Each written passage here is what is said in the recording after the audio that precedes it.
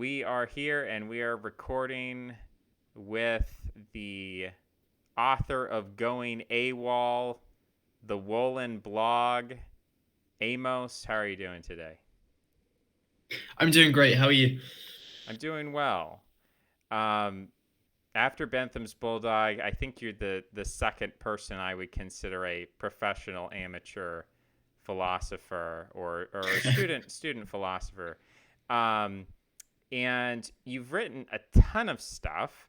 Um, People have accused me of spamming the feed with daily articles. I don't know if you're quite reaching those levels, but I don't think they're tiresome. I think that you keep them entertaining because they're always very humorous. You actually wrote something recently about the relationship between humor, punchlines, and paradigms on humor-driven philosophy. I remember there was a comment someone said uh, something like, um, this was one of the grad students in my department once argued that funniness is the correct normative standard on the grounds that it would be the funniest normative standard, which I guess tautologically it sounds true to me.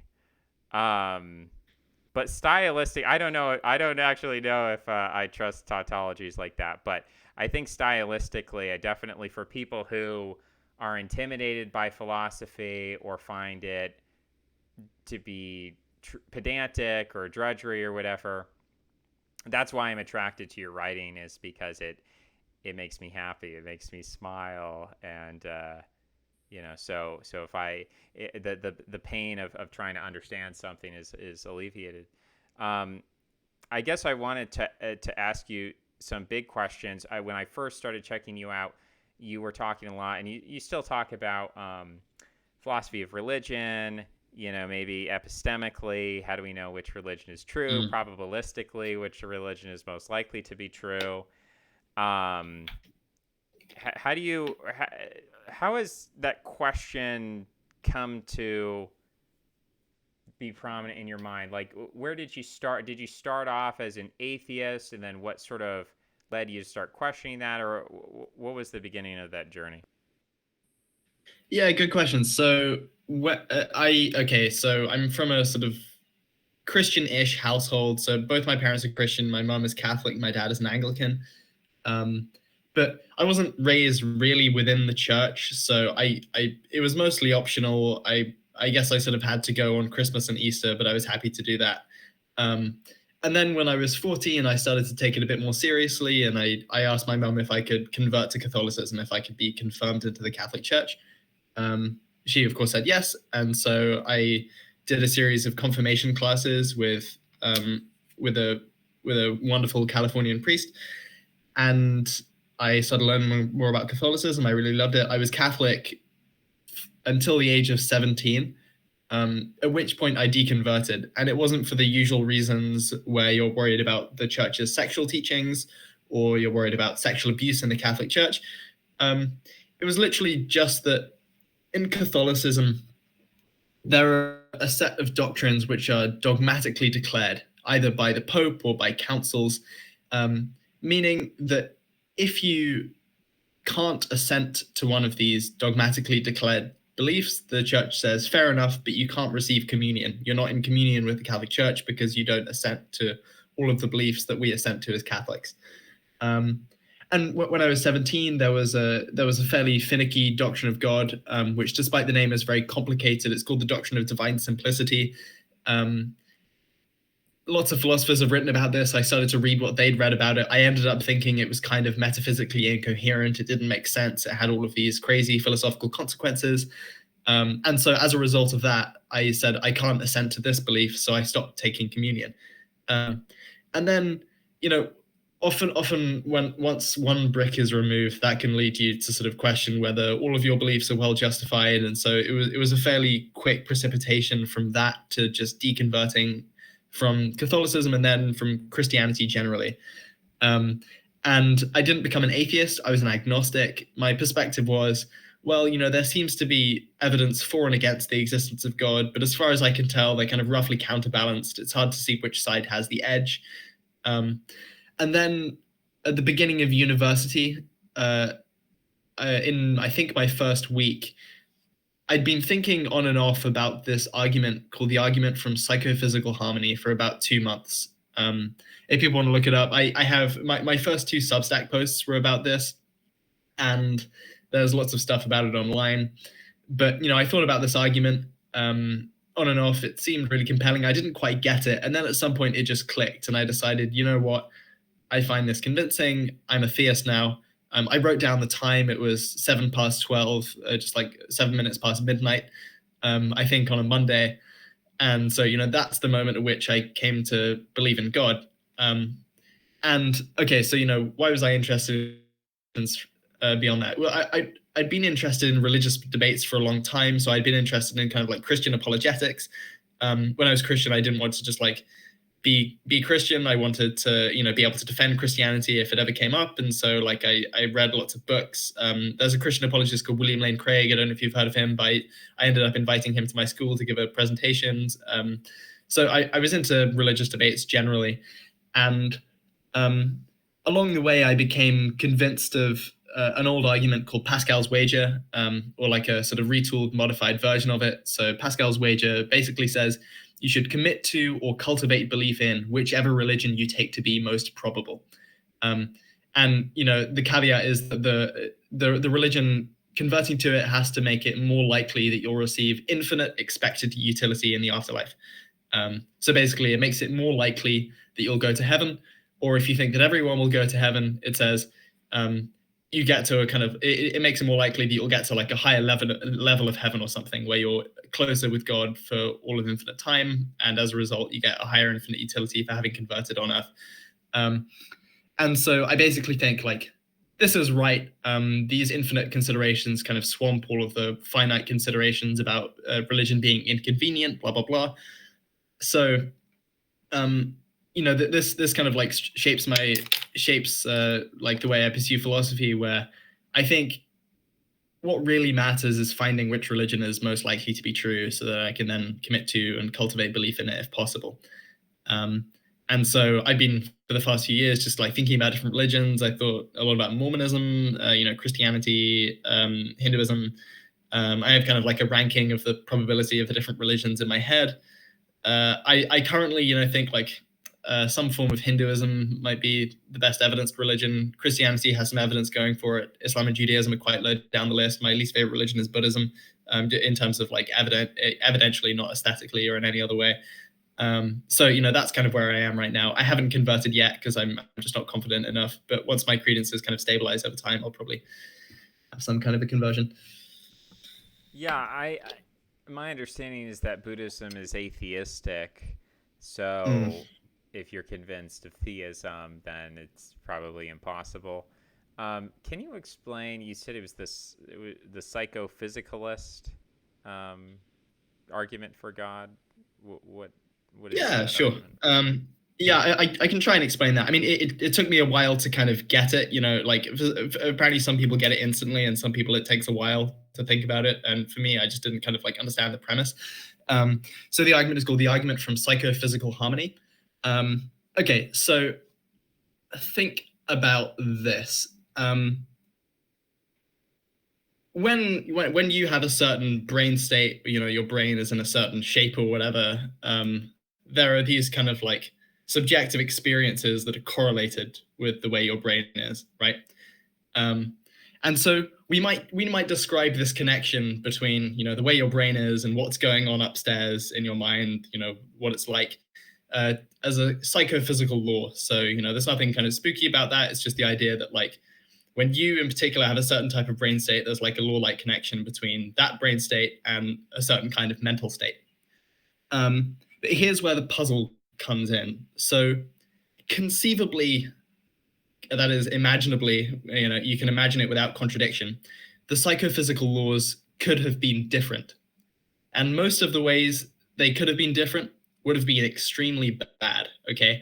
So conceivably, the psychophysical laws could have been such that no matter what was going on around you, all you ever experienced was the feeling of tepid bathwater. All you ever saw was the color black.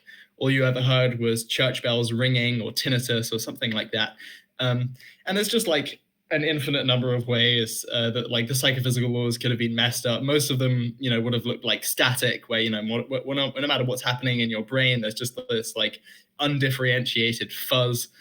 And yet the psychophysical laws we have aren't like this. Okay, so the psychophysical laws we have allow us to have some somewhat accurate approximation of reality, right? So our perception of reality isn't perfect, but it's not static, it's not fuzz. And similarly, there's something fortunate about like the way our pain pleasure states are connected to what's physically going on around us. So like when I'm stabbed, I don't have an orgasm, I feel pain, and that's good, because it allows me to have like a rational response to what's going on in my environment. And so you might think, okay, this is just explained by natural selection, right? That's the natural thought. So you might think, oh, well, if all I ever could see was static and all I could hear was tinnitus and all I could feel was tepid bathwater, I'd run off a cliff at some point, or I'd walk into the mouth of a wolf. Okay, so there is an in-principle reason why evolution can't by itself solve this puzzle of why the psychophysical laws are so fortunate. The in-principle reason is that evolution can only operate within the laws as we have them, right? Okay, so take an analogy with the laws of physics. Even if it were advantageous for me to run faster than the speed of light to flee predators and find food in other galaxies, evolution couldn't select for that, right? Because given the laws of physics as they are, it's just impossible, okay? And the psychophysical laws conceivably could have been such that no matter how hard evolution tried, there was just no way to get it to produce harmonious psychophysical states. So like conceivably the psychophysical laws could have been such that like no matter what kind of brain a carbon-based life form could have, all we'd ever see was static, all we'd ever hear was dinging, all we'd ever feel was tepid bathwater. Okay. And so like I think evolution in principle can't solve this problem. Evolution is part of the explanation of why we have psychophysical harmony, but the right set of laws need to be in place first for evolution to be able to act on it. And then like the other immediate response you might have is, well, like what if the connection between the brain states I have and the mental states I have is necessary, right? So what if I'm a physicalist and I just think that brain states are like identical to the mental states I have, such that it couldn't have been different, right? So I couldn't have changed the psychophysical laws such that like I had the brain that I currently have, but all of the stuff going on up in my head was completely different. So you might think there's this necessary connection. Okay, so here is an analogy to show why this doesn't solve the problem either. Okay, so imagine we have the following okay, so imagine like scientists observed in every atom was stamped made by God. Okay. So like, we look into a microscope and every atom has like made by God, John 3:16 stamped into it, in all the human languages of the earth. Okay. So suppose some other scientists come along and they say, there's nothing surprising about this because it's just a necessary consequence of the laws of physics, right? So like it's just necessary. I think we wouldn't find this persuasive. And the reason we wouldn't find this persuasive is merely postulating that like this very surprising event is necessary doesn't predict the surprising event in particular. So like saying like the laws of physics are necessary doesn't predict that they would produce atoms with made by God stamped into them. So what you need to do to get that hypothesis to predict that made by God would be stamped into the atoms is to say not only are the laws of physics necessary, but they're necessary in this particular highly specific way. Okay.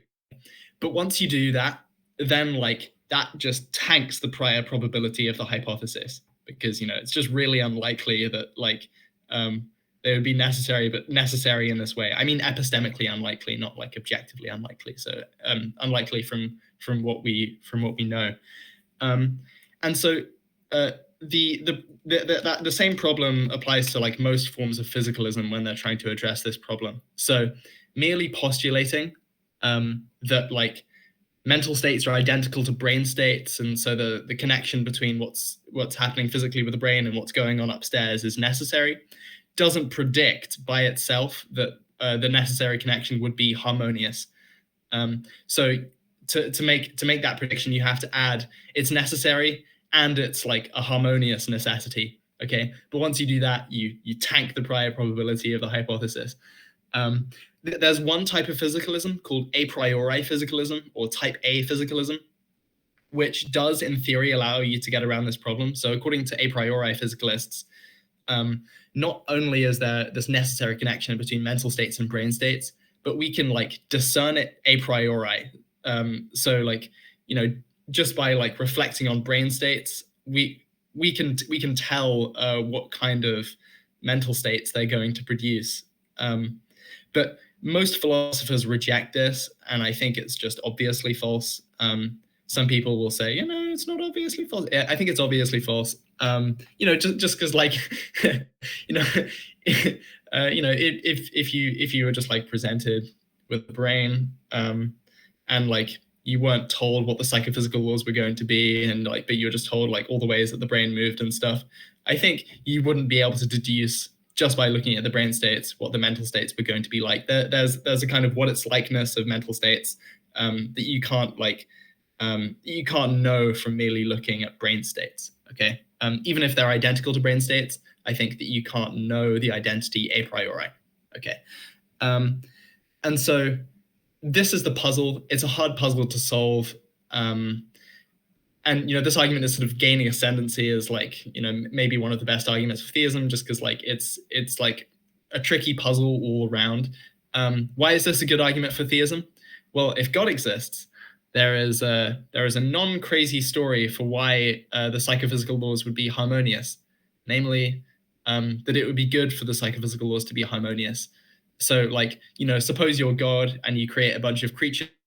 Surely, if you could, you would want to fine-tune the psychophysical laws such that they could like fall in love with you, God, so that they could like interact with their surroundings, make meaningful connections with others, blah blah blah. So there's like a non-crazy story of why on theism you would predict these harmonious psychophysical laws, but on atheism, it seems like you just don't get this prediction. And since like a priori, it's just extremely unlikely that the psychophysical laws would be this harmonious way, given all the other ways they conceivably could be. I think you get like a big update in favor of theism. So that's the argument. That's a very difficult argument for me to comprehend, but I'll try to. So I guess mine. So you predicted my first thought, which was this is just a product of evolution. But I guess where I start a little bit. So the first thing you proposed is that we can imagine the idea, and I think this might be related to the concept of a Boltzmann brain, or we can imagine a consciousness or a perceiving entity which is arbitrary. That we can imagine that there is a conscious perceiving entity which perceives like constant static or eternal blackness, or there's just sort of this, not a random number generator, but there's like a random sensory generator that could produce those things.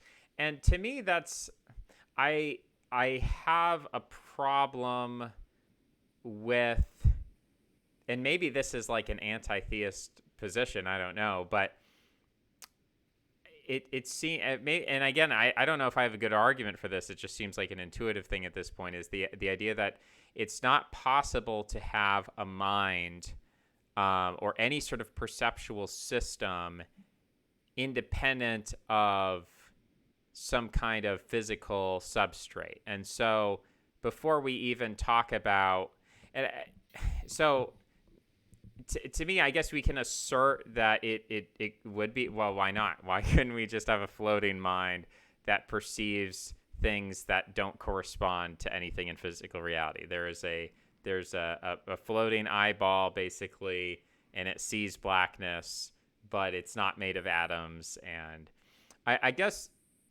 I would treat that in the same way as like a sort of a Bertrand Russell teacup floating around the sun, is that if there's no empirical evidence that a mind or consciousness could exist independent of physical reality, I assume that it can't. You know, I suppose I feel like I'm running up against this wall of we could imagine universes in which consciousnesses are just sort of randomly popping in and out of existence or experiencing things randomly. There's no evolution. There's no, like, these are sort of ghosts of floating around in the ether. I guess I always try to get away from consciousness, which is this very mysterious thing, which I don't even know that I have sufficient proof that consciousness is like not an illusion or something. But I try to always bring it back to like mathematics and the interaction between physical systems. And I guess maybe you could model consciousness in this way, is that, or at least maybe not even consciousness, but perception, that we're modeling perception as there is a perceiver and then there is a stimulus or a sensation being perceived. So there's a subject and there's an object. And in order for that system, well, maybe we could even say, what if there's an incoherent system? What if there's no ability for you or I to look at, okay, we've detected the ghost and we're able to perceive the perceiver. We're able to, in some kind of empirical fashion, point to some coordinate in space-time and say, there is an invisible ghost and it's perceiving static. You know, if we can't do that, I guess I would say, yeah, functionally, empirically, that thing doesn't exist. I guess I have a very empiricist view of existence, such that things only exist. Well, that sounds so. Maybe this is. I don't know if this is just idealism on my part, but things only exist to the extent that we can perceive them, which I guess would imply that if all perceivers in the universe were extinguished, then the universe itself would cease to exist, which I think most people would say is not true. Most people would say if we killed all of the creatures and all the animals, all the living things, the universe would still exist. There would still be rocks and planets and so on. But my argument would go a little bit deeper, and I guess I'm taking the locus of consciousness and perception, and I'm relocating it from the brain and the human perceiver and the ghost, and I'm actually relocating it to like the atoms and the particles and things. Because my argument would be that if one atom bumps into another atom sufficiently to the point where it can even form a rock or even be a thing, there is some level of perception between those atoms. They have to, like in the force of gravity, the atoms in the earth have to interact, whether it's gravitons or I don't know, rope theory or something. There's some kind of interaction between the atoms in the earth and the atoms in the sun that results in gravitational attraction. And this is true for every force. And if you eliminate that ability of perception, which might also be calculation, I'm not sure about that, but like the atoms in the earth are perceiving in some way the pull of the sun upon them, and that's what allows, for things to exist. And so a chair, the reason why all the atoms in the chair like cohere together and don't just like all collapse into a singularity due to a gravitational attraction is because there's a repulsive force that they perceive each other. Like the electron perceives the other electron, and as a result, a repulsive force is produced. So this is not really a metaphysical argument. I guess it's just a physics argument. Is that all things which exist are perceiving things, and our perception, our sensory perception, is just a very complex form of collective perception that emerges from the brain, but is reliant upon the perception of all of these physical things. Now, maybe I'm playing a semantic game where I'm equating the kind of the perception that you're talking about, which is perceiving a noise, versus an atom perceiving a force from another atom or something. So maybe that's like a false equivalency, but I'm assuming that all the things I just said already have already been argued by someone somewhere else before. So I guess give me the refutation, or if there's anything I say that makes sense. So, like, the views in philosophy of mind that you outlined, they had been defended. So you mentioned idealism earlier, and then the second view you mentioned, where like atoms have a very primitive form of awareness, that's called panpsychism. So that's been defended too. But the question is like whether these views can help solve the psychophysical harmony problem without theism. And I think no. So okay. And initially, what I took you to be saying was that there was some worry that this argument maybe like assumed that there could be a mind completely independent of the physical, right? So it assumed a kind of Cartesian dualism where you could have a disembodied mind, like a ghost, or a mind connected to an eyeball or something, floating out in space.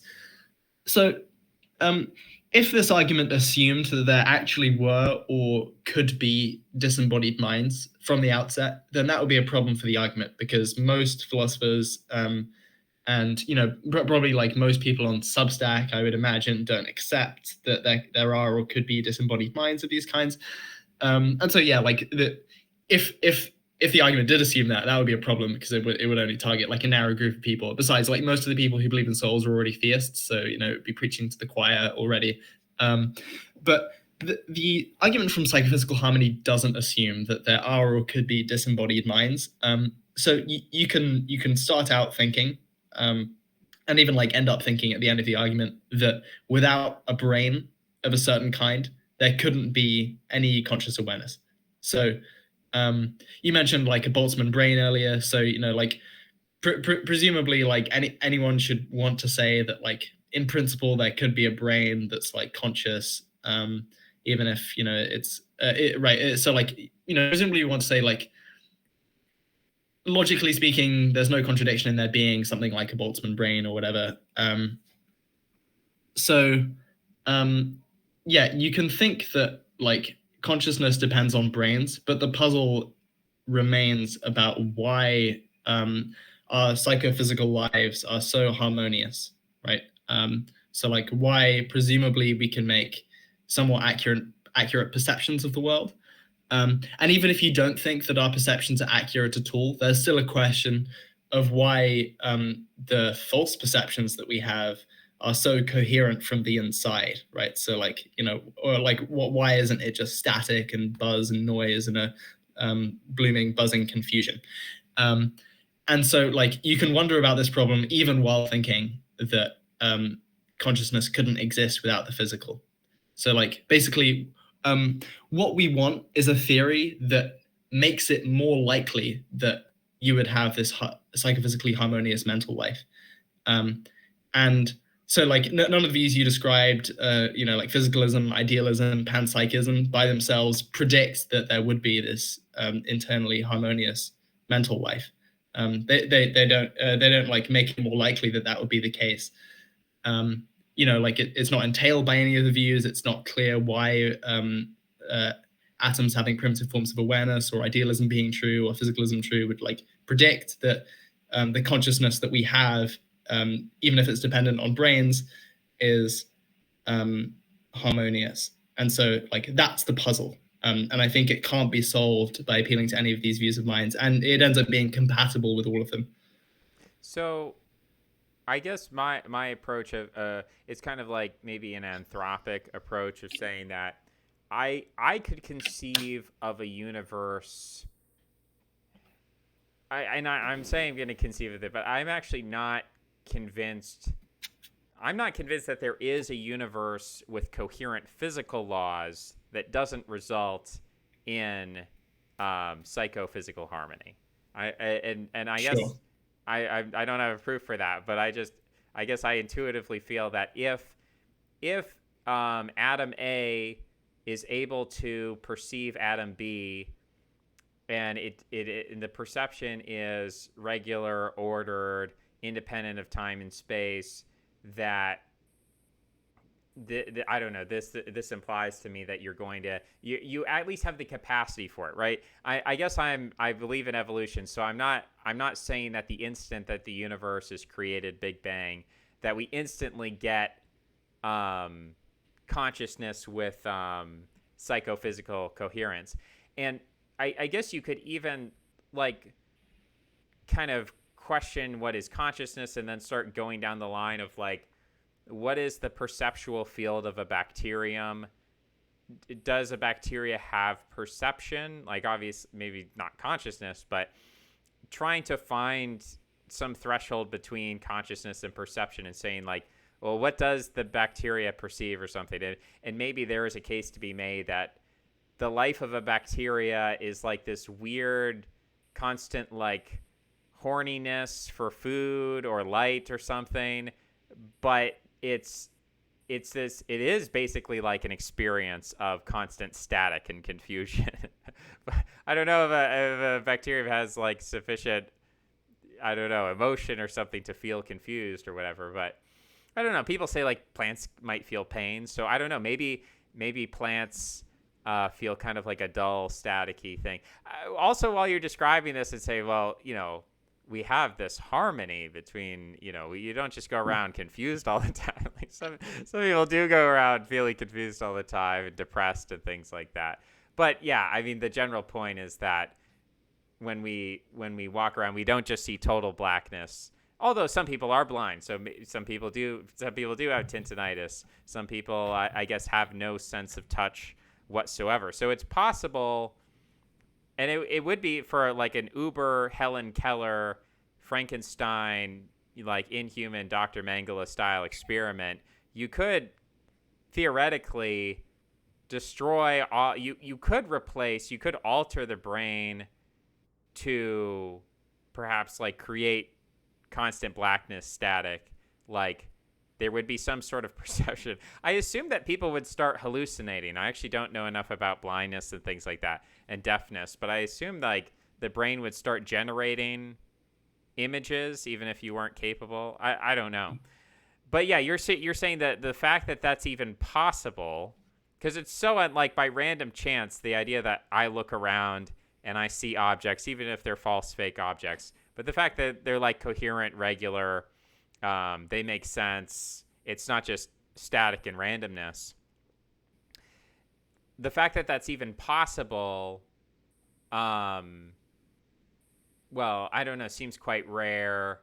If you were to just have like a random universe generator, just randomly generating universes, I guess the way that I approach the random universe generator, again, is to say that if you generate a universe that is completely chaotic, effectively it doesn't exist. And the only universes that exist are the universes that have some kind of logical coherence to them. And then within those universes, the universes where we have the potential for psychophysical harmony are the only ones that we're able to perceive through the anthropic principle. Is this I don't know. Help me figure out the next step. Yeah, sure. So, like, there were a few things there. So tell me if there's something that you thought of that I missed out, and we can go back to it.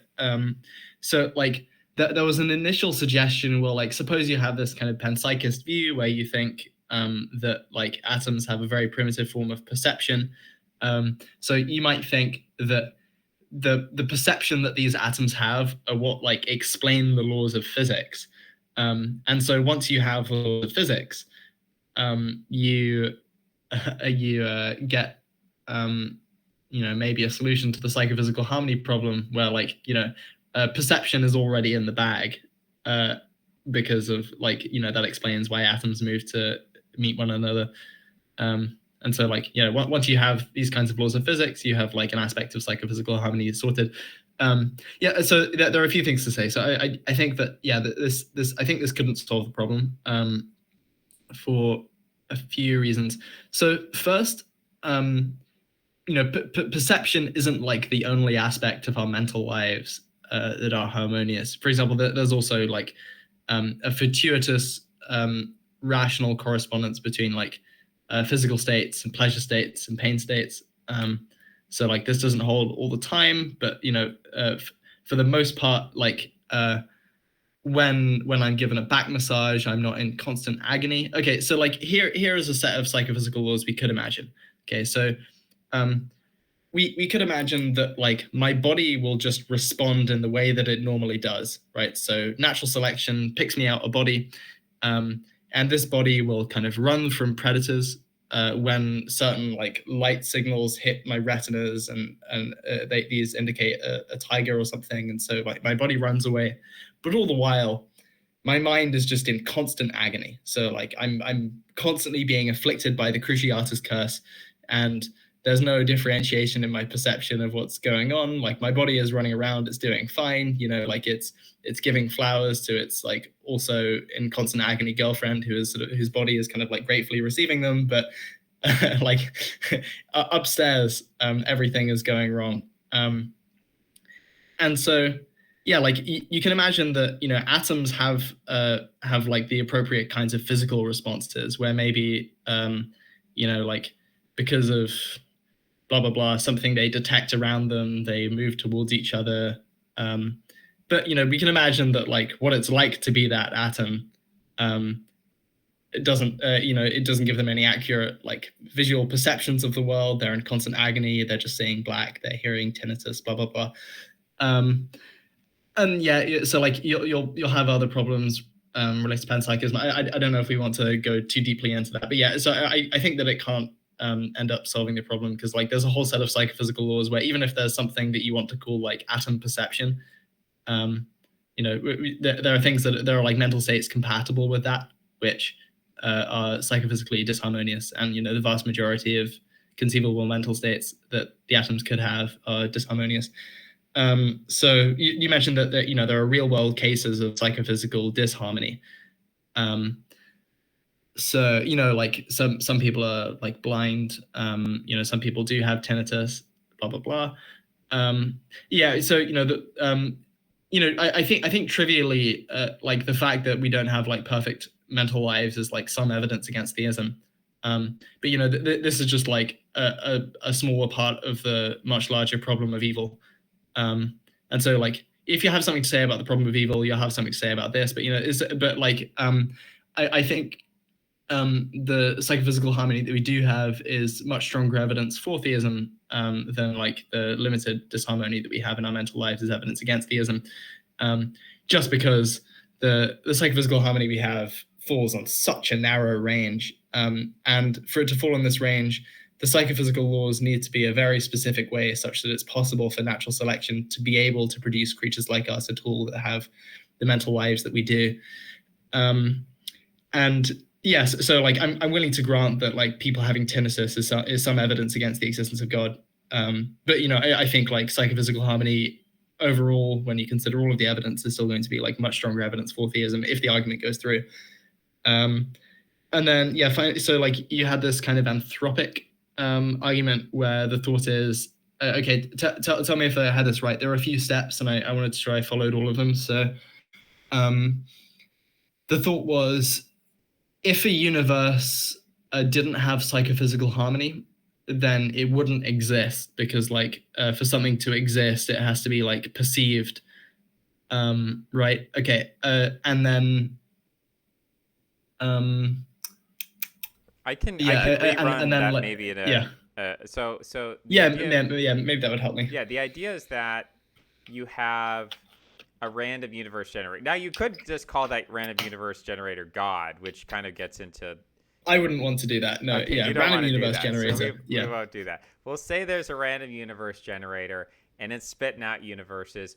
And some of the universes it spits out, the laws aren't sufficiently coherent to the point where atoms can't perceive each other because there's no universal, regular, ordered, non-local agreement between them. So they effectively can't see each other. They can't perceive each other. So they just sort of like flow through each other like ghosts. And so effectively that we say that universe is pure chaos and doesn't exist.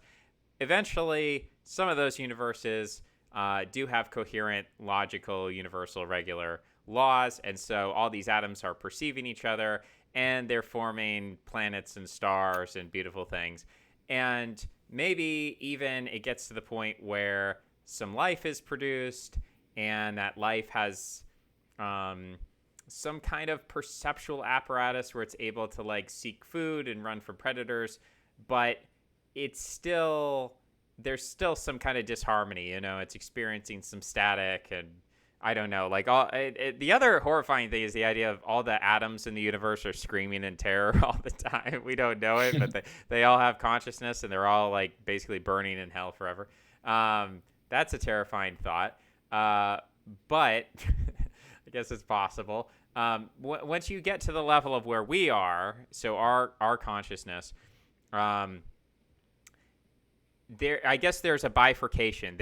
Once you've gotten to that point, there are then two types of universes, generally speaking, that could like bifurcate out of this tree of possibilities. And one of those would be a universe in which there is not psychophysical harmony, where we would all just be totally confused and bewildered, and we certainly wouldn't have the ordered perception that we currently do have, whether it's false or true. And then there's another set where that is impossible, and therefore, if something like human life attempted to emerge, so I don't know where the cutoff level is in terms of consciousness, if it would stop at rats, or if it would get to chimpanzees, or if it would get to, I don't know where the threshold is where you need psychophysical harmony to step in and take over, or to be present, or to be possible. But there would be some point in evolution where you'd kind of hit this brick wall and you'd be like, well, we don't have the possibility for psychophysical harmony in this universe, and therefore the emergence of life, which could have the type of ordered perceptual field that we do, including all like our ordered emotions and things like that, that's just not possible. And so humans can't emerge. And we'll say not even just humans, but like humanoids or things capable of consciousness can't really emerge, because consciousness is ultimately an ordered state of perception, maybe even if it's just perception of our thoughts in our heads, maybe not even sensual perception. But, this perception, consciousness, whatever part of the Venn diagram we're talking about, it's not possible, and therefore that doesn't emerge. And so, creatures capable of asking these sort of questions don't emerge in that universe. I guess maybe a contradiction to that would be, you could suppose that there would be a species of perfect philosophers who would be capable of asking these sort of questions, but would also say like, okay, we're really good at philosophy, but why do we constantly see static and we're bumbling around, we can't see anything, we can't feel anything, whatever. I don't know, that kind of, I guess the way that I'm modeling the brain is that it seems to me that you don't need a lot of, or like the simpler the organism is, the less necessity there is for psychophysical harmony. And then at some point you reach a threshold, or maybe it's a continuum, whereas the organism, as the perceptual field becomes more complex, the chances of psychophysical harmony, or the necessity, increases over time. And it seems like in our universe, maybe we have the best of all possible worlds, and we have the best possible psychophysical harmony. Although I feel like I can imagine a universe with more psychophysical harmony, where no one is deaf, no one is blind. And again, I think you're right to say that this is basically like a deontological problem at some point. Why is there evil? Why is our universe imperfect? Why isn't it this perfectly ordered thing? Why is there this imperfection? Is it, so then we kind of get into the problem of good and evil in that way. And I think like a lot of that, I'm trying to like structure these arguments in a way that the atheists in the audience, I'm trying to like steel man atheism here. I'm a theist, but I'm trying to like, represent them in the court of law, and make arguments that they would say, oh yeah, this is sensible. So a lot of atheists would be like moral nihilists and say, well, morality is just some made up thing. You're saying that there's this problem of evil. I don't see why there should be. And at some point, I think a lot of atheists / moral nihilists also happen to be like anti-metaphysics in general, where they think metaphysics is a hoax made up to control you, or it's all a nonsense word. So I think at some sort of the spectrum, there are people who are just like pure anti-metaphysicians, and they don't see any necessity for there to be like universal ordered laws governing reality. So maybe that's kind of where I start generally when I guess I approach the problem of God from a negative rather than a positive point of view, because I was an atheist. That was sort of my starting point. So rather than like trying to come up and say like, hey, there's this psychophysical harmony and it's really improbable, and therefore, because it does exist, God probably also exists, I always took it from the layer of, well, metaphysics exists, and therefore it's likely that God exists. But I don't know if that's a sound argument. But that was kind of me. I was like, yeah, metaphysics exists.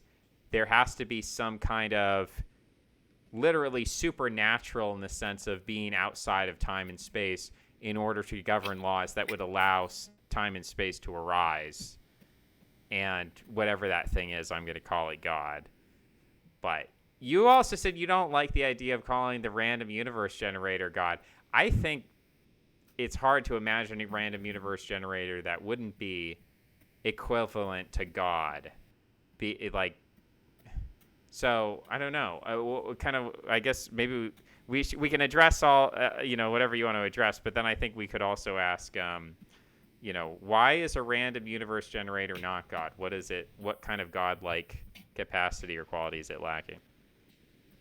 Yeah, I mean, there's so much I want to say because like there were lots of different points raised there. I'll address the most recent issue first about like whether we should call the random universe generator God, just because it'll be like freshest in people's minds.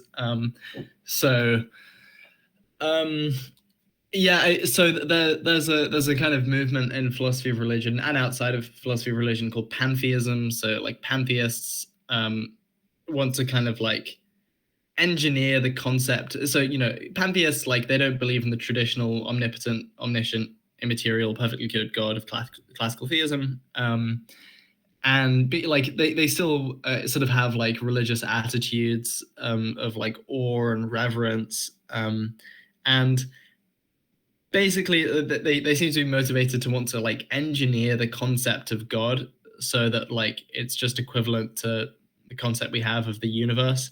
Like we're all happy believing in the universe, and so these people can say like, oh, we're not really atheists, we believe in God. We've just like redefined God to mean the universe. But they claim that like redefining God to be the same thing as the universe isn't like redefining God to be the same thing as like a bag of sweets, because like they think that there are already certain similarities between like between classical theism and the universe, where like there's enough commonality that we can sort of reasonably like merge one concept into the other without it being like a drastic redefinition.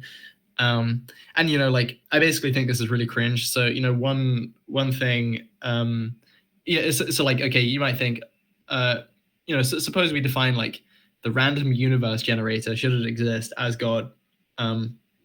Okay, like suppose like physically the actual random universe generator is just like a quantum state, and it's not conscious and it has no moral properties, and like it's not omnipotent. It can't like incarnate in the person of Jesus Christ. There are like so many things it can't do.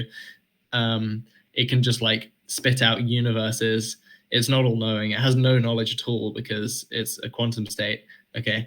Um, like people can use words in any way they want. I think Humpty Dumpty said this, but like, you can't, and like, so, people are free to do this, but I think it's just like not a sensible proposal to say that this like preserves the spirit of theism or something. It's just a completely different view.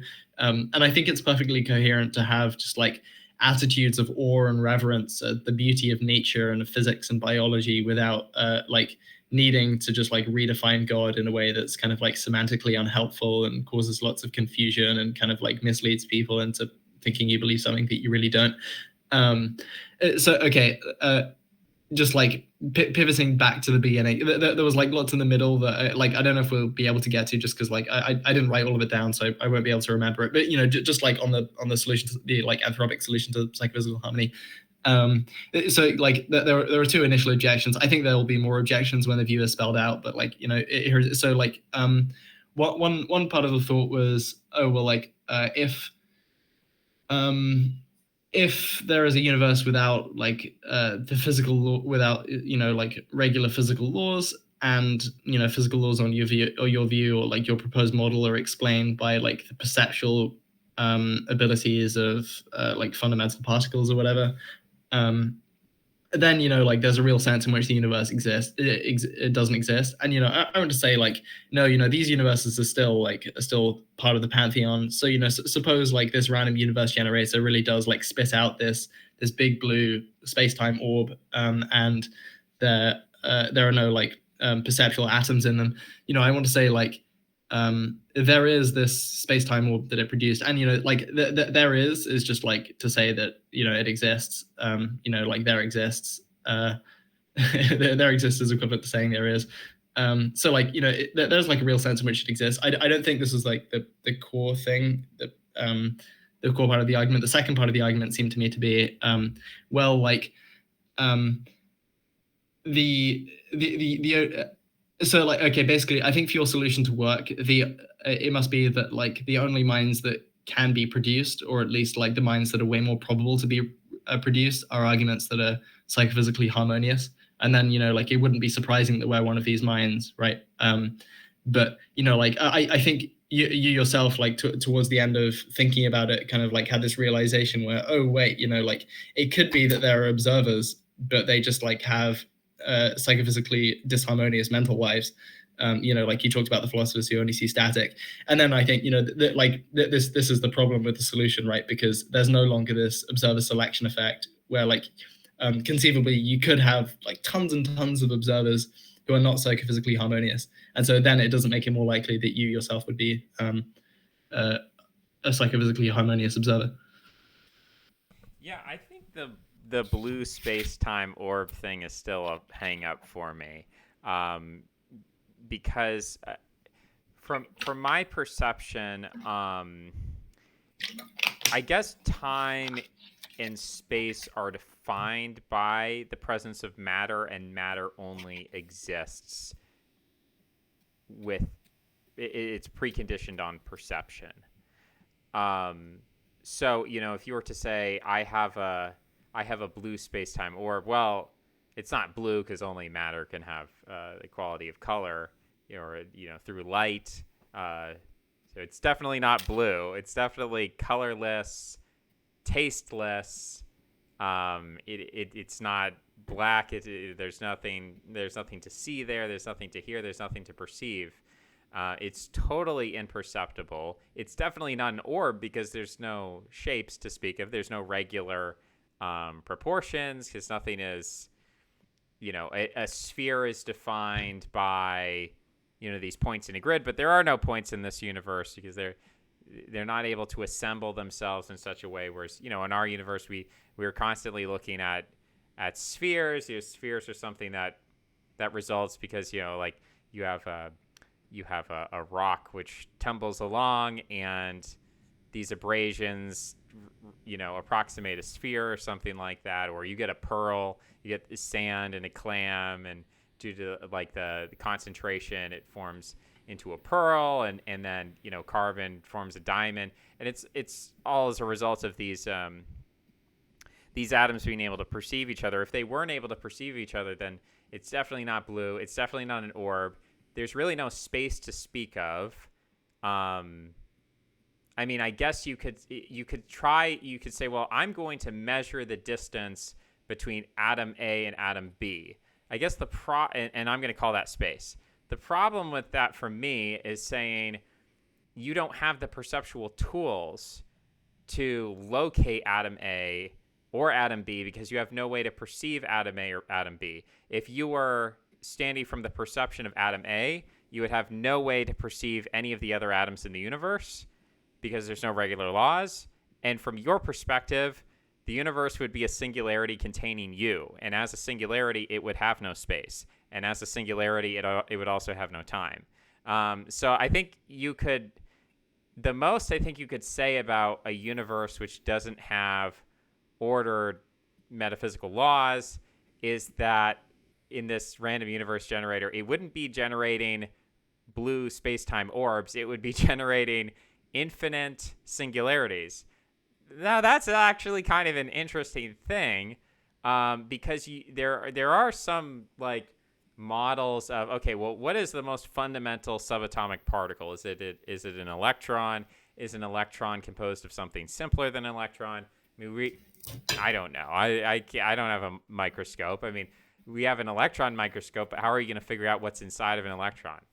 Who really knows? But let's suppose that there is a simplest component of matter. There is something, whether it's an electron or something similar.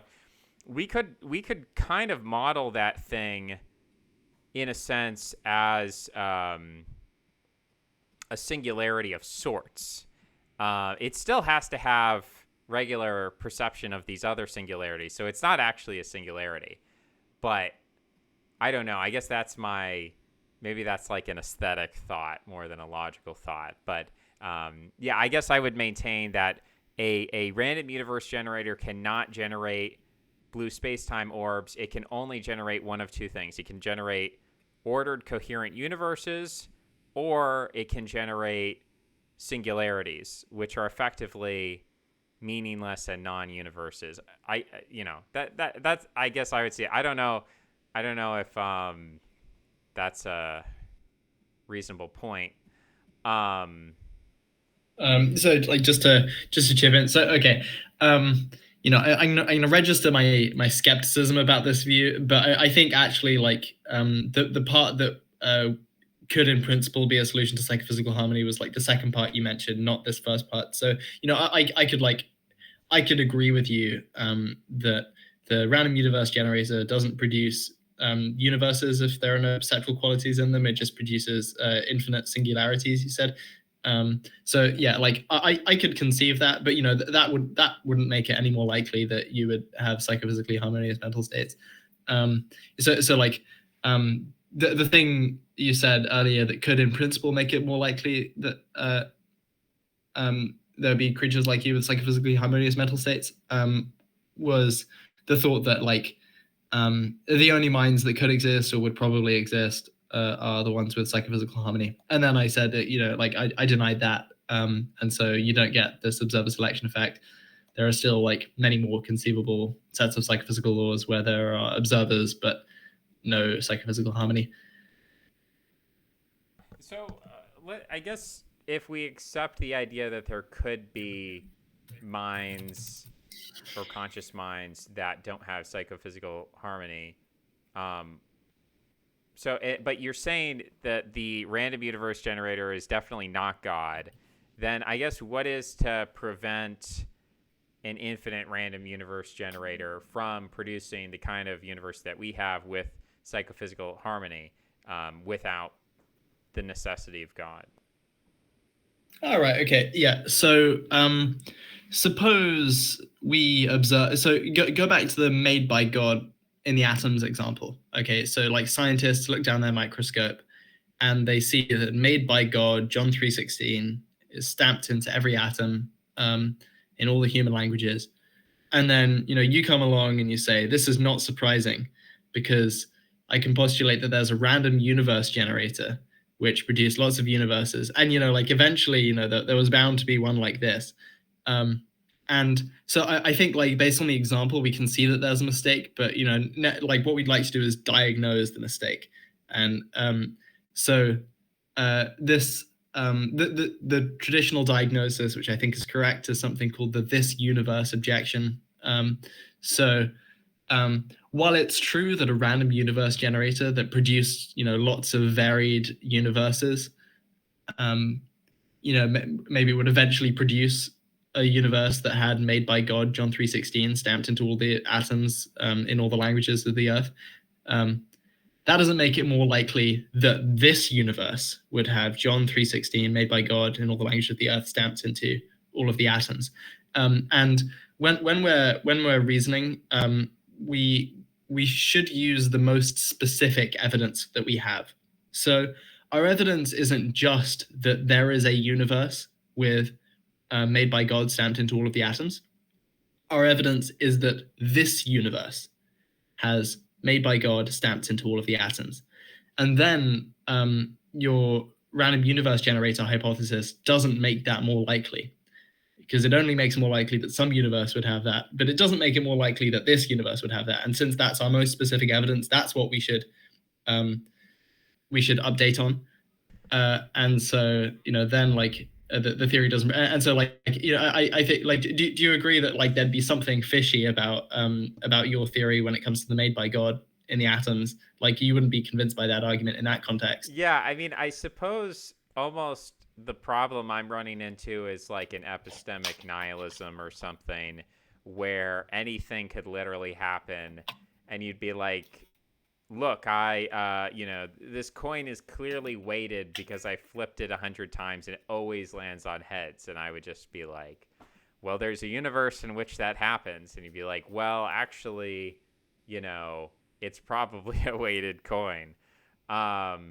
So yeah, I think common sense would dictate that if we see something happening and it's highly improbable, but there's an explanation for it. In one case, it's this coin is weighted. In another case, it's God created the universe. We should assume, like, that there's been some kind of intervention. The coin has been weighted, or God has fine-tuned the universe, rather than saying this highly improbable thing is due to the fact that these random universe generators are generating all these universes. I guess I would say, if it is an absolutely infinite random universe generator, then it is certain that we will have this exact universe. All possible universes will be generated, including our own, as well as many others. So can I jump in there?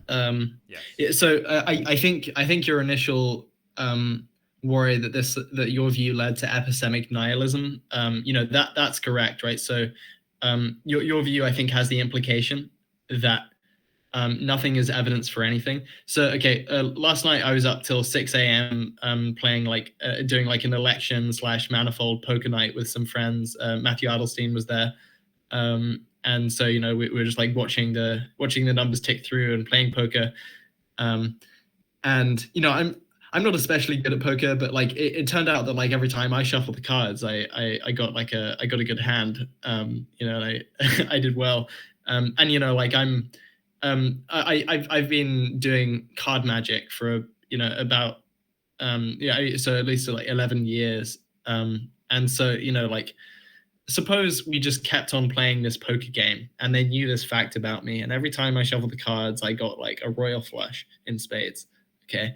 And we did this like 100 times. So, and then I think at some point Matthew would say, Amos, you're cheating. But if you were there, what you ought to say, given your view, is that no, there is no evidence that I'm cheating, because given a multiverse generator that produces, like, every possible physical state, there will be some universe, a counterpart to ours, in which this event happens. And so the fact that it's happened in this universe is unsurprising and doesn't give you any evidence that I cheated. And so, okay, I think there's something in philosophy called a Morian shift, where like you see that a conclusion is just like fucking batshit, and you and like even if you can't diagnose the philosophical mistake that led to it, it's reasonable to sort of say like the conclusion is more obviously false than like the premises that led to it are obviously true in conjunction, right? So but then it comes to diagnosing like what went wrong with your reasoning, and I think that this universe thing diagnoses the problem where like so suppose your hypothesis is that there's a multiverse generator that produces like every possible physical state. Okay, so like I agree, that's going to make it certain that there will be some universe in which I get like in which like somebody who looks like me gets 100 hands of royal flush and spades every time he shuffles the cards. But that hypothesis doesn't make it any more likely that this universe would be the one like that. Okay, and so the fact that I get a royal flush and spades hundreds of times, my most specific evidence is like Matthew, my accuser, his most specific evidence isn't just that like there is some universe in which somebody who looks like me gets 100 royal flush and spades. His evidence is that that's happening in this universe. Okay, and then your theory doesn't make it any more likely that I would get 100 hands and spades. And so like there are two kinds of objections. There's like a Morian shift where like the conclusion is batshit and implies that nothing is evidence for anything, and then there's like a very like widely accepted diagnosis of what goes wrong in these kinds of arguments. This universe objection, where like your most specific evidence that you should be updating on is that X happened in this universe, not that X happened in some universe. Yeah, I think that like is a bad argument on my part to say you're not cheating. God is definitely cheating. So I think maybe I agree. I think maybe the maybe a direction we could go would be, if you have time, would be God versus panentheism. So it's hard for me to conceive of any universe, and maybe this is just like a moral objection on my part, is the idea that there would be a universe that all the atoms are screaming in pain. I don't know if I brought this up with Glenn or somebody else, but the idea that, I don't think it was Glenn, but suppose that there's a mad scientist, and instead of generating, maybe it was Glenn, doesn't matter. Instead of generating lab-grown meat for human consumption without brain stems, he reverses this. He only produces brain stems. He grows as many brain stems as possible. He has access to all the world's resources, trillions of dollars, and so he just creates this, untold number of brain stems, more brain stems than have ever existed or will ever exist in the future, because he's sapped, all the solar panel energy of the sun and everything, all the nuclear reactors of the earth. He's just been creating trillions and trillions of brain stems. Now, with all this energy he's generated, he's constantly electrocuting all these brain stems in a way that if we were to give all these brain stems a brain scan, we would find that all these brain stems were feeling pain. And then from like a certain utilitarian perspective, if your goal is to reduce pain, this mad scientist has just done the worst possible thing. Maybe even worse than like an antinatalist, gray goo paperclip maker. That it would be better off if everyone just died. But no, he's created all these brain stems and he's making them feel pain basically until the energy runs out of the system. So yeah, would that be the worst possible universe? It does sound like a description of hell. And could all the atoms in the universe be sort of arbitrarily, due to some kind of weird, like they have some consciousness we don't know about, and there's some kind of like we're harmonious. We have this. We can test it. We look around and we say, okay, I have some psychophysical harmony in my brain. Things make sense. Emotional states are coherent. Um, but we don't have the ability to measure the psychophysical disharmony of all these atoms. And so it could be the case that all these atoms are burning in eternal torment, and we're just not aware of it. We just don't perceive it. We don't have the tools to perceive it. We can't do a brain scan on the atoms. Um, so yeah, that wouldn't negate your argument, because you're making a probabilistic argument that if we see psychophysical harmony anywhere, in humans, humanoids, any aliens, wherever, if we find any psychophysical harmony at all, we should suspect that God exists.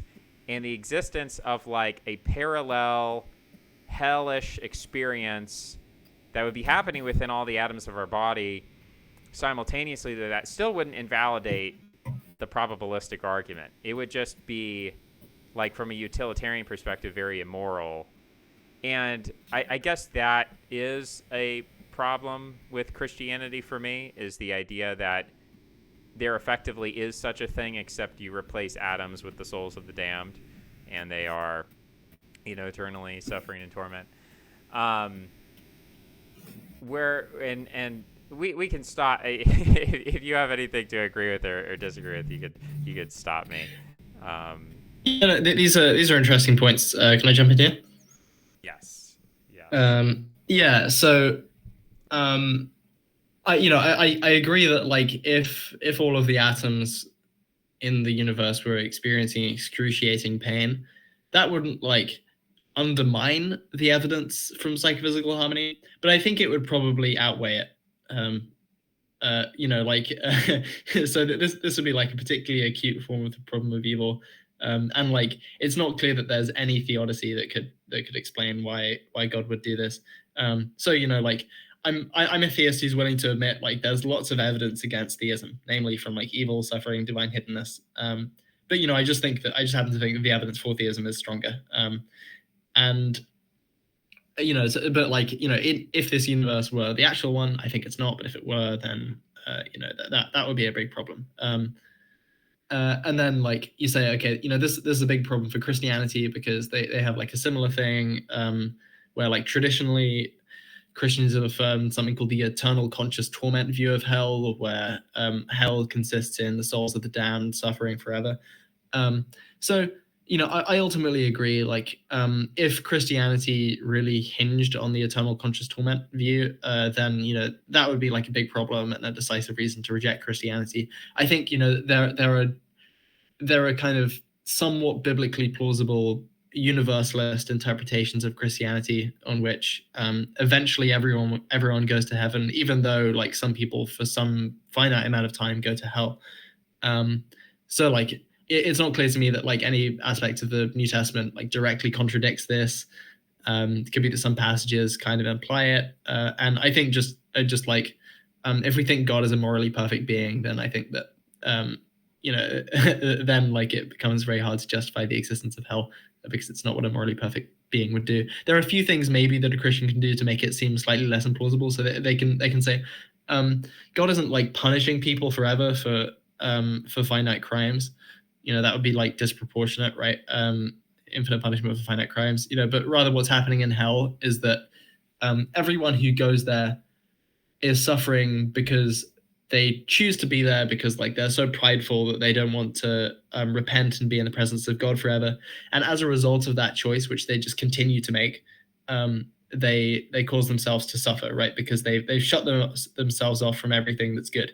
But you might think, maybe, like, this is slightly less morally crazy because, like, God isn't, like, flame grilling them. It's just that some people who defend this view interpret the fire imagery of hell as being the fire of God's love, because in the Bible, hell is sort of sometimes, like, analogized to, like, a fiery place, fire and brimstone, but also God's love is analogized to fire. And so you might think, like, this is a kind of, like, subtle way of saying, really, what's going on in the Christian view is that the fire of God's hell is just the fact that God loves them and they hate that, because like, over time they become increasingly embittered against God because they don't want to give up their sins. And so you might think like this is slightly less morally crazy. I ended up thinking like this is like deeply implausible for other reasons. But like maybe it's not as bad as the kind of atoms being tortured forever case. Yeah, I wonder. I mean, so we exist and we're not being tortured right now. No. So, I mean, I guess depending on your view of time, uh, if we're not being tortured right now, could we potentially be tortured forever in the future? Maybe, um, but in trying to weigh the two, like uh, let's say there is some kind of eternal consciousness, heaven state where you don't experience any torment or suffering, but then there's some atoms or there's some segment of perception or consciousness that does experience that state, and then you're kind of like weighing the two against each other. Um, Whether that increases or decreases the probability of God. I guess and again, I think this may be a pantheist view, but I'm you've made me more sympathetic to the idea that the fact that we perceive things in a regular ordered way is not a necessary consequence of materialism, like as I describe it. Like there could be a functional, logical, coherent material world that doesn't result in psychophysical harmony. And therefore, the fact that we see that happens implies that there's some kind of cheating going on. Somebody is cheating. Somebody is intervening in the system and making us have this capacity that we otherwise likely wouldn't have. But I don't necessarily think that implies that this being, this cheater, is a utilitarian moral agent. So maybe this I mean, is. I agree because like utilitarianism is false. So like God only has true beliefs, and so he wouldn't be a utilitarian moral agent. Well, okay, let me say it like this. There could be an evil God who is arbitrarily evil, or it's in some ways that we would disagree with. We would say, God, we appreciate that you've given us this psychophysical harmony, but we also have found evidence that you're allowing people to burn in hell forever in a way that we find that to be morally unacceptable. And so we deem you to be an immoral God. And God would shrug and say, well, that was my will. That's what I wanted to do. I don't care if you think it's moral or not. I guess these are. Do you believe it's possible to conceive of a God who's not wholly good? Yeah, like there's some loose sense in which I can conceive of it. There's a further question of like whether it's ultimately possible. I think, yeah, like the idea of so there are some challenges to the idea that like an evil God is logically consistent, because some people think that like certain evil attributes that an evil God would have end up contradicting each other. Like wanting to cause other people to suffer, and selfishness and stuff. Like you might think of an evil god was like, you might think like an evil god would be like super self-hating, and so that they wouldn't care about producing other people, blah blah blah. I'm not convinced by these kinds of responses to the evil god challenge, but there's at least a question there. Yeah, I think you can conceive of an evil god. I end up thinking that it's less probable that an evil god exists than a good god. Although I would say that I think an evil god is more probable than a god of mixed character. So if God is like meh, I think an evil God is more probable than that. Okay, so I guess it sounds like you believe in objective morality. Yeah, but you're not a utilitarian. No. So can you give me an example of something that it is try to coax me from like a subjective moral relativism toward like what's the strongest Steelman case for here's a thing that we can accept as objectively moral, and here's why. Sure. I mean, like, given that I assume you have some utilitarian intuitions, probably the best kinds of cases are going to be ones that like utilitarian. So basically, like the things that utilitarians typically think are immoral, like torturing babies for fun. All of the other moral theories agree with that. They just say things in addition to that are wrong. Like different kinds of things other than causing suffering and reducing pain. but yeah, so like I think I agree with utilitarians that causing vast amounts of suffering for no reason is wrong. So like, suppose I like suppose I like punch my grandmother in her face in her sleep for no reason. Okay, so that strikes me as wrong. Now you said like coax me from my relativism or subjectivism. Okay, so um, according to relativism, relativism is like the conjunction of two claims, and subjectivism is kind of the same. So first, it's a denial that it's a denial of moral realism. So it denies that there are kind of like attitude independent moral truths or stance independent moral truths or like mind independent moral truths, blah blah blah. And then the second part of the claim is a semantic claim. It's a semantic claim about how moral language operates in most cases, right? So it's like a purely empirical claim, and it could be falsified by a study tomorrow. And according to the semantic claim, when people say things like punching your grandmother in her sleep for no reason is wrong, what they mean is torture is like punching your grandmother in her face in her sleep for no reason is morally wrong relative to the attitudes of my culture or relative to the attitudes of myself, or if you so if you're a subjectivist they'll say like relative to me, it's wrong. So this is like this semantic claim is like an actual claim about how actual people in the most part use moral language. They claim that like when people say things like murder is wrong, what they really mean is like murder is wrong relative to me or relative to my culture or something. And yeah, so I think this like semantic claim is not well evidenced. So like one way to think about it is just to like think about ordinary moral language and think like when I say like it's wrong to punch my grandmother in her sleep for no reason, do I really mean that like it's wrong relative to me, or am I just like making a bald-faced assertion about about whether it's right or wrong? But like recently there's been like a lot of empirical moral psychology that tries to like test whether this is how people are using moral language, and like the evidence so far has like not confirmed that this is this is the way people use moral language. I think we should reject the empirical claims of subjectivism and relativism. And then, okay, like, why shouldn't you be an anti-realist? Why should you be a moral realist? Why should you believe that this is true? Well, like, okay, I accept the principle that if something seems to you to be the case, then that gives you, some reason for believing it, absent like counter evidence. So, suppose I see a stick bent in a glass of water, and I don't know about optical illusions. So I claim that like I'd be justified in initially assuming that the stick is bent, even though that's wrong. Okay. And I think this sort of generalizes. So like it's true of our mathematical seemings. So like it seems to me when I do the maths in my head that 2 + 2 = 4, and that gives me reason to believe it's true. So like I'm justified in believing that absent counter evidence. Maybe like a smart mathematician saying, no, that's wrong. I disprove 2 + 2 = 4. And then and so like I claim like the same principle should apply to moral seemings. Okay, so when I sort of state the proposition in my head that it's wrong to punch my grandmother in her sleep for no reason, regardless of what me or my culture or anyone thinks or feels, that seems true to me.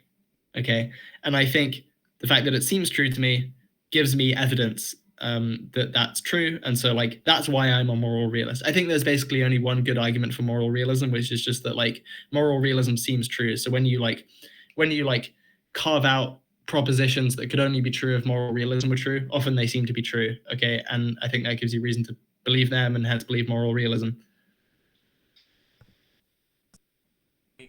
My test of moral realism would be something like, maybe this is a utilitarian thing, I don't know, but if every human being could agree, could say punching, or let's not say human, let's say humanoid conscious perceiver.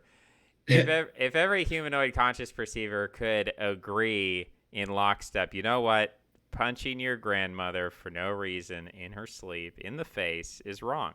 And if everybody could say that and say, you know what, we don't really need much more of an argument than that, because we're all in agreement about this. it's not just an intersubjective consensus because it doesn't vary from subject to subject.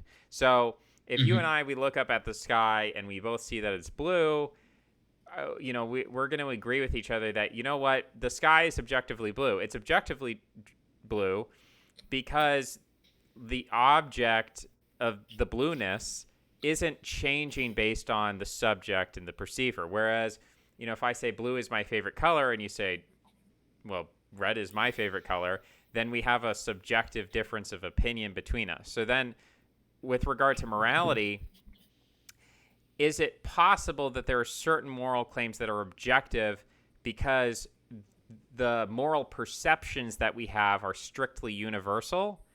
I suppose without asking every psychopath in the world, like, do you think it's wrong to punch your grandmother in the middle of the night in the face?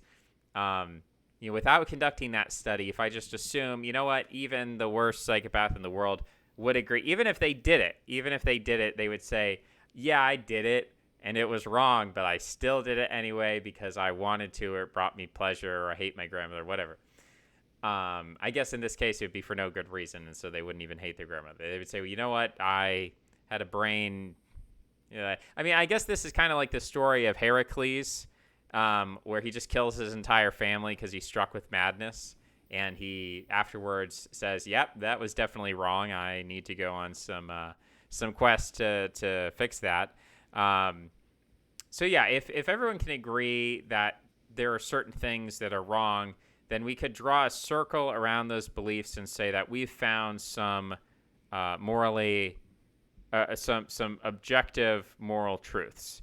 But outside that circle, I think that's like 99% of daily moral quandaries, like the things that we can agree on. I guess what I'm saying is that it's possible that there's some moral core that's objective, but really that's not the problem that people have with, or how people, when people have moral issues or disputes, and one person says, adultery is objectively morally wrong, and the other person says, no, it's not. That's just your subjective opinion. Generally, I assume that when somebody says, I'm a moral objectivist or a moral realist, and again, I'm not quite comprehending the distinction between those two, but they're saying there's this real moral truth about adultery. Necessarily, it's either morally good, morally bad, morally neutral, or some degree in between. But there's an objective degree of goodness, badness, or absolute neutrality of every single act. We would assume most acts are morally neutral, like, tugging on my shirt, or, scratching my scalp or something. We could say there's trillions of acts that we could perform that would be absolutely morally neutral. And then maybe there's a very small number of acts that we could perform that would be some degree of good. And then there's probably a larger number of acts that would be evil, like, because, it'd be good to bake my grandmother cookies that taste good, but if I did the wrong recipe, then they would taste bad, and it would be bad for me to give her bad cookies. And because I guess the Anna Katerina principle, there's so many more ways to make bad cookies than good cookies. Therefore, there's more potentially evil acts than good acts. That's what I think of when I hear moral objectivism, moral realism. And that argument that you're making that, well, pretty much everyone can agree that something seems bad or seems good, and therefore there are these objective moral truths. I guess I would be willing to accept that if we draw like a very small circle around where there is this supposed universal consensus, although I'm not convinced empirically. But I would say that most things that, like adultery, that certainly there is, that argument doesn't lead us to figuring out what is the objective moral opinion. And actually, based on that argument, it would seem that adultery is outside the scope of objective morality because there's a significant number of people that can't agree on that, whether that's right or wrong. Or maybe you would argue, and I don't know, but you can tell me, would you say that people who say, oh, adultery's fine, whatever, as long as they don't find out, would you say that they are lying and that they know in their heart that it's wrong, but they're saying something else to, like, deal with the guilt, or how do we deal with all this? Yeah, I mean, so I on that case, I would say they're not necessarily lying, but like I suspect in most actual cases there's like some self deception that's gone on, or they're lying. But yeah, I can't prove that in all cases, but that's my suspicion. Maybe I should talk a little bit about moral disagreement and how it connects to moral realism. That seemed to be the heart of the worry. So yeah, it's true. People disagree about morality all the time. People also disagree about economics all the time. So they disagree about like whether like a certain economic policy will have X outcome. People in the general public and like even professional economists sometimes. And I think like the way in which people disagree about economics is sort of like quite close to the way people disagree about morality, where like people are happy with the idea that like there's scarcity, and that's like the equivalent of morality of saying pain is kind of prima facie bad to cause, right? So there are these like foundational moral claims that like kind of everyone agrees on pretty much, and you might find a few edge cases who don't, but like those people are hard to help, right? So then disagreements start to emerge, and I claim like we shouldn't be anti-realist about economic facts. Like there are economic facts, people disagree about them, but some people are just wrong. And so okay, like why does disagreement emerge in these domains? Well, like focusing on morality, and like you'll probably see the connection to fields like economics. First, like there are lots of biases that people have, cognitive biases that can lead them both in economics and in morality to make sort of bad inferences. So like one in moral reasoning that people have is like status quo bias. So like another is like a bias against the disgusting. Another is scope insensitivity, where once like the values in question become like sufficiently large in number, people stop being sensitive to the idea that like there's like greater value here. So there have been studies where people have been like asked, how much money would you be willing to donate to save like 10 pigeons, and they'll name an amount, and then like they'll sort of raise the number, and like how much money would you be able to raise to save like 1 billion pigeons or so? It's not quite that drastic, but like past a certain point, the amount that people are willing to donate is no longer like remotely sensitive to the amount of to the amount of pigeons that are going to be saved. And that's because like human beings, when they hear a big number, they often just like register it as big number. They're not sensitive to like how much bigger certain numbers are than others. And so basically like there are a ton of biases that operate in people's moral reasoning, just as there are a ton of biases that operate in people's reasoning about economics. So that's one source of the disagreement. Another source of disagreement has to do with mere empirical disagreement, or like disagreements about matters of fact. Okay, so suppose I'm a member of Tribe A and I go to war with Tribe B because I don't believe that anyone in Tribe B has a soul. Okay, or I sacrifice my son because I believe that God commanded me to sacrifice my son. Now, like, suppose in both questions my belief is false, right? So Tribe B does have a soul. God did not command me to do that. I'm just schizophrenic, okay? Sometimes we make like the correct moral inferences conditional on false empirical claims, okay? So if the other tribe were like unconscious zombies and they didn't have souls, they probably would actually be okay to kill them. And if God had like commanded me to kill my son, he's God, I'm not, he's probably right, I should probably kill my son. So some people do make like correct moral inferences, but it's based on empirical mistakes. And people disagree about the empirical world all the time, and that gives rise to lots of moral disagreement. There are probably a few other reasons why people like have lots of moral disagreement, but those are two of the big ones. And I think like just as we shouldn't conclude in the field of economics that there's no fact of the matter about like whether tax cuts for the wealthy will lead to X economic outcome, we shouldn't be moral anti-realist just because people disagree about morality, because we have like ready explanations for why people would disagree about morality that don't appeal to the idea that like objective morality doesn't exist. And then just on the terminology of like moral objectivism or moral realism, those terms mean the same thing. Moral realism is just like the dominant term in academic philosophy, so like moral objectivism is kind of like the normie term. I think philosophers avoid it for various reasons. Maybe one reason is that it like makes it sound like they agree with Ayn Rand. Maybe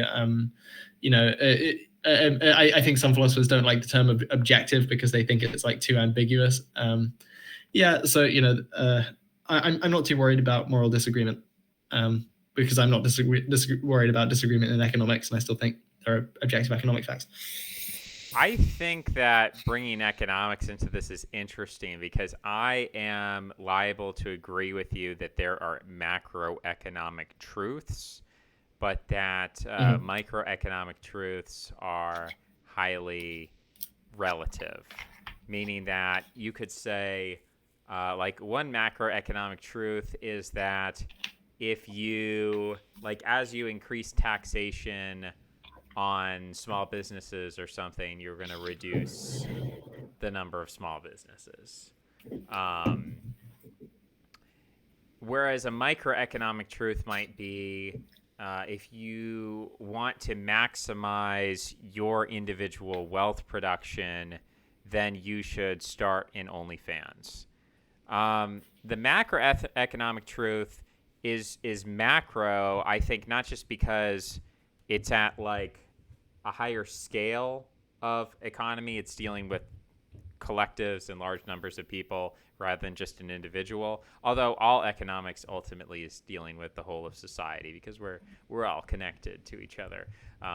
If you have two people who are completely isolated from the rest of society and they're trading with each other, effectively they're part of two entirely separate economies. So if we're all part of the same economy, then in actuality, every microeconomic decision is, the whole thing. But at least I would say the more substantial difference between micro and macro is that macro tends to be true over a wider period of time and under a wider variety of circumstances.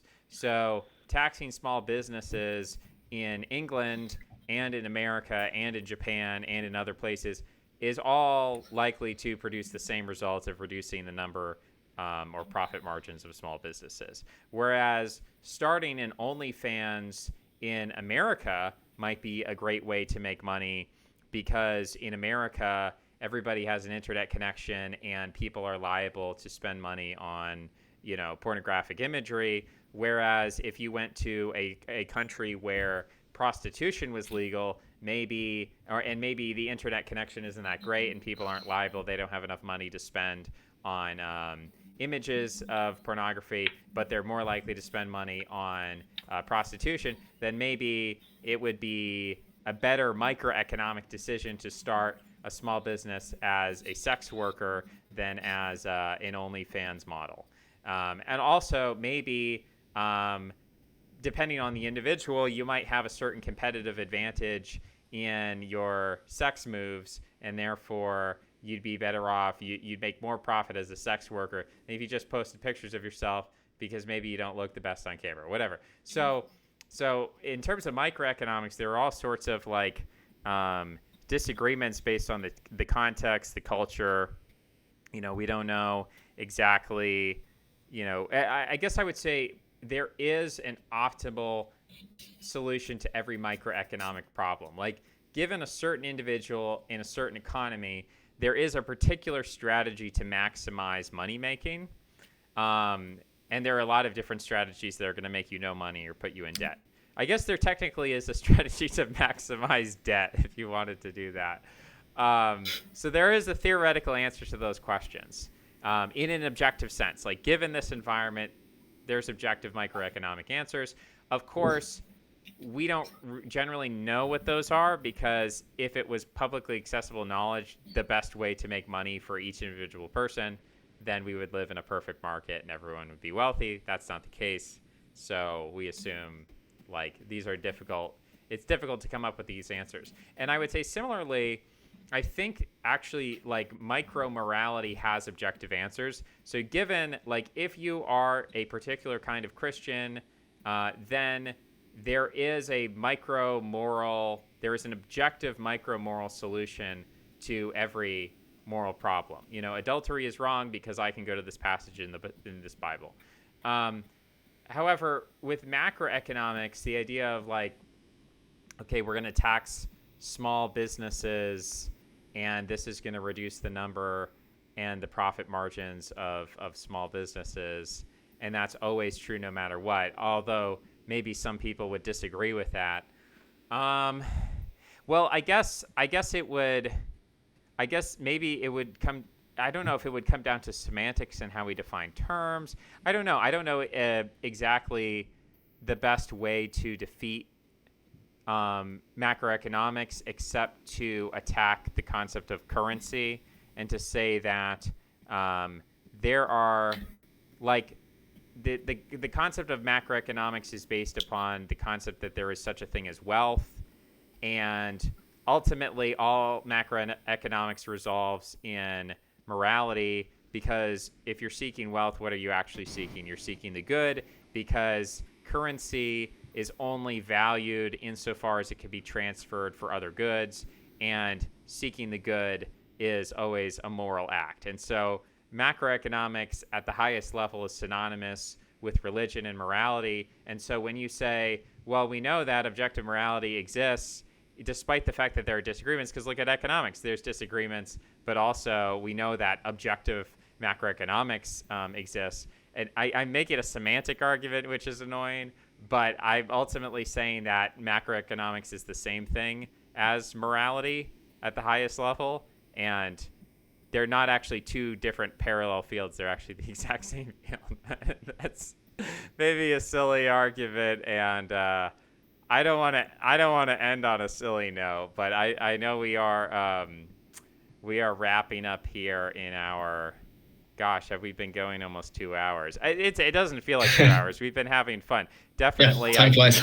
You've been helping me like figure out my half-baked thoughts and stillmanning them for me. Shall I just say something quickly on No, that? absolutely. Because I think we still have 10 more minutes. I think we made a breakthrough.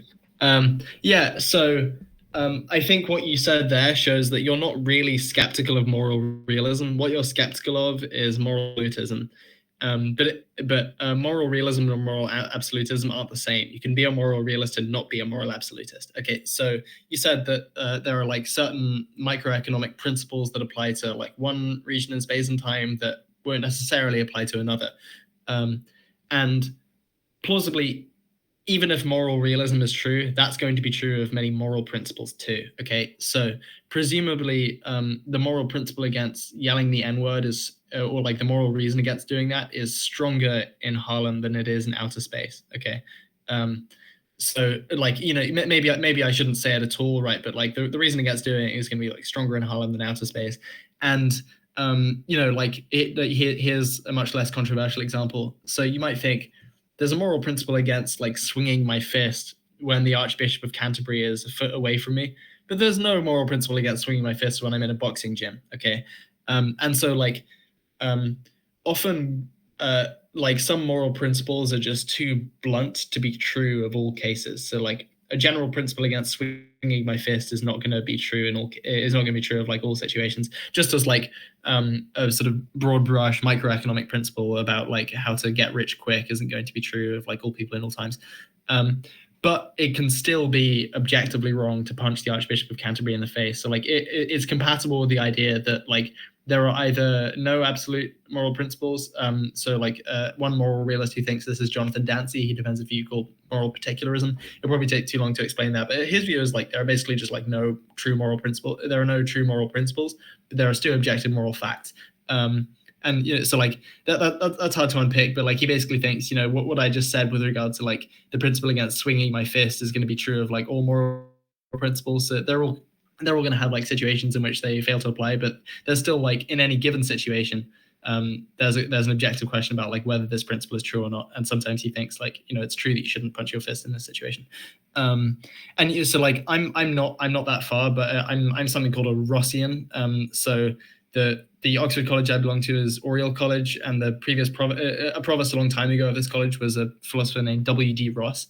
And he developed a moral theory which is not utilitarian, but which takes consequences to matter. So he said, you know, like it's good to promote the good, but there are also like prima facie or pro tanto moral reasons against doing certain actions, even if those actions will be best in terms of utility. So like a good example is lying or like breaking promises, right? So I shouldn't break promises, even if like breaking a promise will make the world slightly better. But I should break my promise to a friend if I can like save a trillion galaxies. Um, and so he thinks like the moral principle against breaking your promises, that's not going to be true in all circumstances. Like sometimes you should break a promise. But Ross is unequivocally a moral realist, and so I think what you're skeptical of is moral absolutism. But I don't think, it seems to me, you're actually skeptical of moral realism. Yeah, I mean, I never knew that. I never knew those were two separate things. So I guess I will say It's a maybe. common conflation. Like lots of people think that they're the same thing, and it drives a lot of skepticism against moral realism that I think is just unjustified because those are two different views. Yeah, I mean, I guess I would say because I'm trying to argue with the moral nihilist character that exists within my head, who I'm trying not to straw man. I'm trying to steel man him. But I guess the next time I meet a moral relativist, and I've talked to many of these people before, I'm not as effective as arguing them out of the position as you are. But I guess what I would say to them is like, do you believe wealth objectively exists? Do you think some people are wealthier than others? And if they would say yes, then I would say, well, whether or not you think wealth is good or bad, the concept that there is objectively such a thing as good or bad is just as reasonable as the concept of people being more or less wealthy. Now, the method by which we actually measure wealth and the method by which we measure things that are good or bad is subject to deception, because someone could lie to you and say that they're wealthy. Someone could hack the Federal Reserve and print themselves $1 trillion, and eventually we would figure it out because they would start buying up all the countries in the world, and we say, hey, I think they actually stole this money. They're not actually wealthy, and people can trick people into thinking that they might be doing something good or they might be doing something bad. And so the potential for deception is so high, or for ignorance, or for misperception, whatever, that it's very difficult for me to say with any certainty that something is good or bad. It's difficult for me to calculate that because I'm a poor calculator, and I don't have all the empirical evidence, and I don't know what the teleology or the final like the results or the consequence of something. I guess I'm not really a consequentialist. I am maybe a deontologist. I think like things are good in the imminent moment and you can't possibly calculate into the future, especially if time is infinite. I don't know that I like the fact. I mean, I'm a theist, so I was really doing devil's advocacy, and just trying to understand the argument for psychophysical harmony a little bit better, and so that ultimately I want to be a good, educated, philosophically minded person who, if I encounter one of these devil's advocates in the flesh, who's not actually an advocate but a devil himself, I'll be able to bust out the psychophysical argument for God and banish him to the shadow realm. So yeah, we're doing some shadow boxing here today. It's all in good fun. I'm learning stuff. I'm learning about moral absolutism, but yeah, I mean, this is great. The fact that we're able to do this, I feel like I'm learning, and hopefully some people in the audience who are on my level are also learning. But yeah, I want to give you the floor for final thoughts, and I hope we can do this sometime again. But let me know what your concluding remarks are, and if you have anyone to shout out besides your Substack recommendations, you have the floor to do that as well. Yeah. I mean, I agree with everything you said there in that last piece, where like even if moral realism is true, it's very hard to like know what the moral facts are and what you should do in a given case. And like I think like people who think about morality in general should have this kind of epistemic humility, where like it is really difficult to know like what to do in specific applied situations, but also like which theory of morality is true. Like that's really hard. So I think that level of skepticism is warranted. But I think you can still make kind of like object level moral judgments about like whether it's wrong to punch your grandmother in her sleep. Like that seems more plausible than not. Um, yeah, yeah. In terms of who I want to shout out, I mean, I'm not sure who I'd want to shout out, like, besides the people in my recommendations. Obviously, we've had, like, there are lots of good Substacks, but, like, there are ones that I'm kind of really energized about. And, those are the ones that I've put on my recommendation. You recently had Glenn on, he's my favorite Substack. He's been here fairly recently, but, I think eventually he'll like eclipse Scott Alexander. I really believe in the power of Glenn. And then Matthew Adelstein, obviously people should read. My girlfriend Leonie has a Substack which is very good. It's called Leonie in the World. Everyone should subscribe to that. And then Henry Oliver, if people are interested in kind of literature and fiction and biography, he has a wonderful Substack too. Those are some of my favorites. That's beautiful. Fantastic. I feel energized. I don't feel dejected, despondent, and defeated. So I'm ready to go out into the world and to make very poorly informed but well-intentioned moral decisions. And hope you are too. This has been a great discussion. Hope we can do it sometime again. Yeah, pleasure of a lifetime. See you next time. All right. See you then. Bye-bye. Bye. All right. That was a long one. I tried to learn. Wait, I have to take his face away. His camera didn't work. So he said, just put up a handsome picture of me. So I put up a handsome picture. But anyway, guys, I have to get running. That's all the time we have for today. Please like, comment, restack. Leave your questions in the comments below. I probably won't be able to answer them because what do I know? I literally am just not I just don't read philosophy. So I have like vague notions in my head that I don't test. I don't engage in philosophical debate or dialogue with people. There was a lot more I could have said. I'm sure there's a lot more he could have said. 2 hours really isn't enough to cover all of morality and theology or whatever. So it was good though. He's a nice guy. He's a stand-up guy, and we like him. So go check him out. Anyways, guys, that's all for now. Appreciate ya. Catch you later. Bye-bye.